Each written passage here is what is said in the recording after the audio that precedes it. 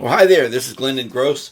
Hey, I'm testing out a new camera, and I wanted to show you something I just figured out on the Piccolo Trumpet. And this is kind of simple if you're a guy that plays pick all the time, but it's still, there's a chance you may not have seen this, so I'm going to show it to you anyway. We have alternate fingerings when we talk about the trumpet. Like one of the famous ones is the third valve is the same length as the first two combined, roughly. So almost anything you play with the first and two, you can also play with the third valve.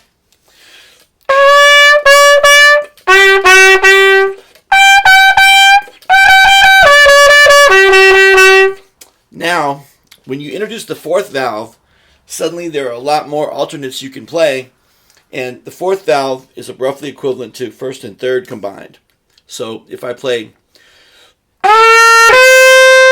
which for me is a D, then I can also play. And to me, it makes so much more sense to use that fourth valve because you're only moving one valve, whereas if you move two, there might be some tendency that the valves would arrive at slightly different times if you were sloppy with it.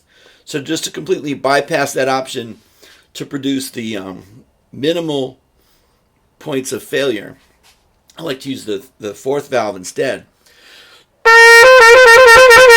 Instead of, and you can do them both, but they both work. So now to get really great facility though, what I like to do is alternate between the so-called correct fingering and the alternate fingering. So example would be like if I'm playing this, instead of playing it like that, I would do it like this.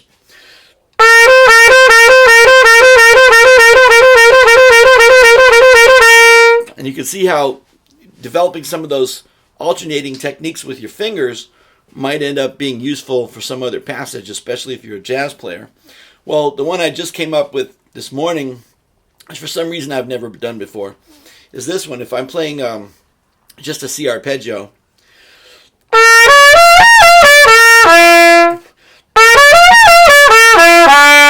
that's how I would normally play the low E. But instead what I'm going to do is I'm going to use, instead of the combination of 4 plus 1 and 2, I'm just going to use 4 and 3, which is sort of common sense. You'd think it'd be easy, right? Because it falls under that rule that you can always substitute third valve any occasion when you have first and second valve. Well, sort of common sense to me, what I finally realized this morning is that applies whether the fourth valve is up or down. So if the fourth valve is down, you still have these combinations. And so I like this way of playing the arpeggio.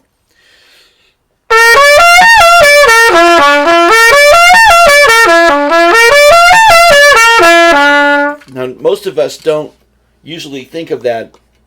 Maybe some of you do if you're really comfortable in the pick. But for me, that's like a new insight. Hey, I can play that low E, I guess it is, with fourth and third.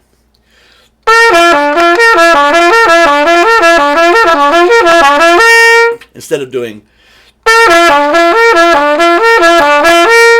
But then to continue my previous idea, I always like to make an exercise which forces me to use both fingerings. So here's the exercise with both fingerings.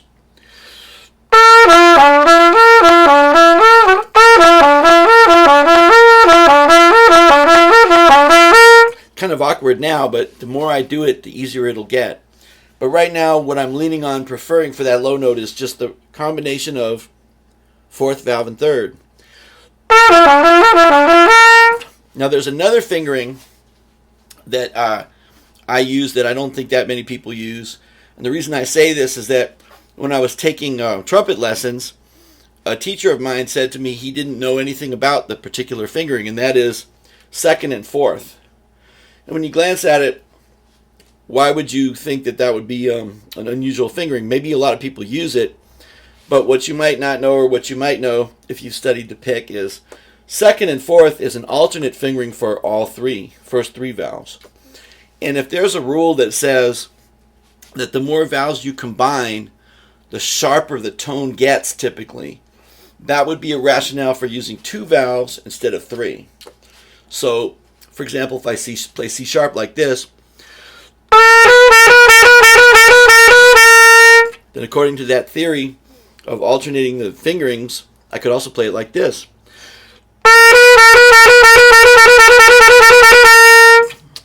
And to my ear, the second one sounds slightly flatter, which would be better in tune.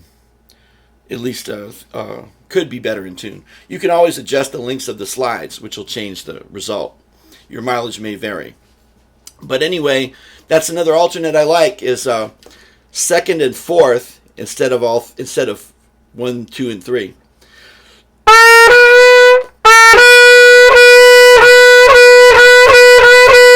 That introduces another forked fingering exercise you can try. Or you can just try alternating as I showed earlier.